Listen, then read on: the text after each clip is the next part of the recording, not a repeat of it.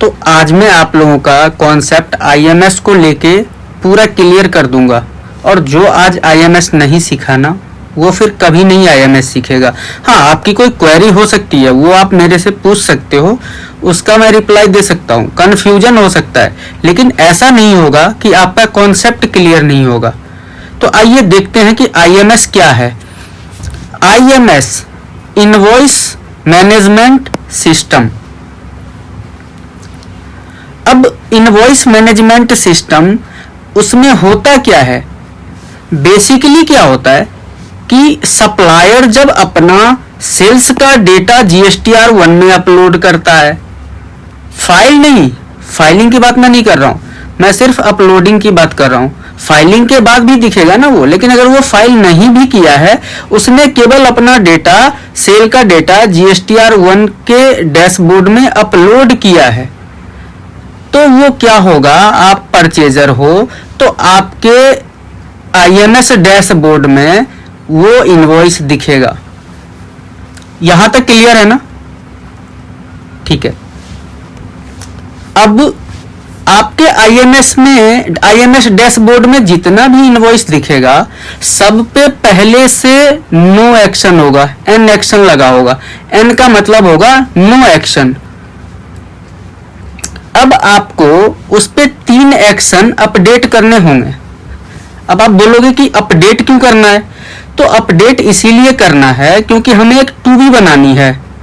जो पहले वाली टूबी है वो हट जाएगी जब हम आईएमएस में इनवॉइस को एक्सेप्ट करेंगे, उस बेस पे एक नई टूबी बन जाएगी, और पहले वाली जो टूबी थी वो खत्म हो जाएगी, मतलब इरेज हो जाएगी।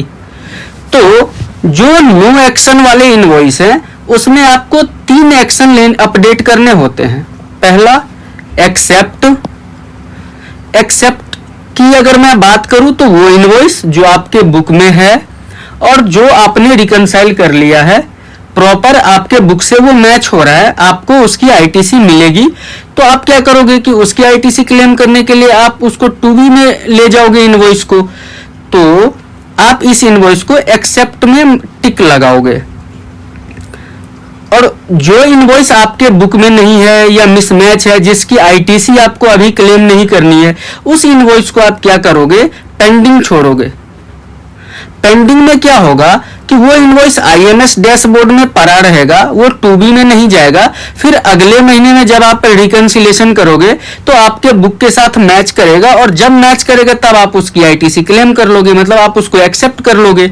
अगले महीने मैच होगा, अगले महीने एक्सेप्ट करोगे, और फिर वो अगले महीने की टूबी में रिफ्लेक्ट करेगा, और फिर टूबी से आपको आईटीसी मिल जाएगी। अब तीसरा ऑप्शन होता है रिजेक्ट। कोई इनवॉइस गलती से आपके डैशबोर्ड में दिख रहा है, किसी ने गलती से आपका जीएसटी नंबर मेंशन कर दिया है, या कुछ भी उस इनवॉइस में गलत है जो कि आप उसको एक्सेप्ट नहीं करोगे, तो आप क्या करोगे, उसको रिजेक्ट करोगे। जैसे आप रिजेक्ट करोगे तो वो इनवॉइस आपके आईएमएस डैशबोर्ड से ही हट जाएगा, वो इनवॉइस वो दिखेगा ही नहीं वहां पे। अभी तो मार्क एक्शन करोगे तो वो दिखेगा, लेकिन जब आप, मतलब आईटीसी के लिए वो कभी भी एलिजिबल नहीं होगा, वो वहां पे रिजेक्ट मार्क हो जाएगा। तो अब हमारे पास बचे 2 टाइप की इनवॉइस। पहला है एक्सेप्ट। एक्सेप्ट से आपकी टूबी बनेगी। दूसरा है पेंडिंग, जिसको हमने अभी आईएमएस में पेंडिंग ही छोड़ दिया है, हमने एक्सेप्ट नहीं करा है। वो जब हमारे बुक के साथ रिकंसाइल होगा तब हम उसको एक्सेप्ट करेंगे, फिर वो हमारे टूबी का पार्ट बन जाएगा और हम उसकी आईटीसी क्लेम कर लेंगे। तो अभी बेसिकली आपने क्या समझा कि हम उसी, जिस इनवॉइस को एक्सेप्ट कर रहे हैं, उसी इनवॉइस से हमारा टूबी बन रहा है, और वही टूबी हमारी आईटीसी बनेगी। यहां पे मैंने क्लियरली मेंशन भी कर दिया है, except reflecting GSTR two B, pending for next month and not will be part of two B. ये नेक्स्ट मंथ में आपके बुक के साथ रिकंसाइल करेगा, और इस मंथ में वो टूबी का पार्ट नहीं बनेगा, लेकिन आपके आईएमएस डैशबोर्ड पे वो रहेगा। रिजेक्ट का मतलब है कि इनवॉइस परमानेंटली रिमूव हो जाएगा आपके आईएमएस डैशबोर्ड से। ये कॉन्सेप्ट क्लियर है? अब एक्सेप्ट में मैंने एरो लगाया है, नीचे आप आओगे तो मैंने यहाँ पे मेंशन करा है कि previous two B will be erase and a new two B will be create with only except invoice. अब इसका क्या मतलब है? इसका मतलब ये है कि जो पहले वाली आपकी टू बी थी, पहले वाली जो आपकी टू बी थी, पहले वाली कौन सी टू बी थी कि जितने भी इनवॉइस आपके आईएमएस डैशबोर्ड में दिख रहे थे वो सारे टू बी में दिख रहे थे, नो एक्शन वाले, तो वो टू बी हट जाएगी और आपने जितने में एक्सेप्ट मार्क किया है वो वाली टू बी बन जाएगी। अब आपको क्या करना है कि जैसे आपने एक्शन कंप्लीट किया आईएमएस पे तो आपको रीजेनरेट टू बी करना है। जैसे आप रीजेनरेट टू बी करोगे तो फिर क्या होगा, नई टू बी बन जाएगी, नई टू बी बनेगी। इसके लिए इसके साथ आप फिर फाइलिंग के लिए प्रोसीड कर सकते हो, या फिर अगर आपको टू बी डाउनलोड करके देखना है तो आप वो देख सकते हो, उसमें सारी चीजें आपको दिख जाएगी एक्शन। तो ये बेसिकली आईएमएस की कहानी है। अब इसमें अगर आपकी कोई भी क्वेरी हो तो आप मेरे को बता सकते हो। अब एक चीज और मैं बता रहा हूं, गलती से मान लो आपने ये तीनों एक्शन किसी भी इनवॉइस में, आपके पास 10 इनवॉइस है, 10 में से आपने 5 में कर दिया एक्सेप्ट, 3 में कर दिया रिजेक्ट, 1 में कर दिया आपने pending.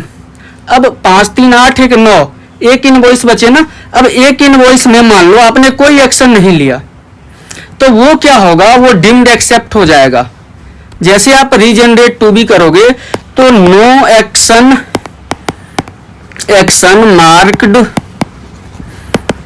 Invoice will be deemed accepted and the part of GSTR two B.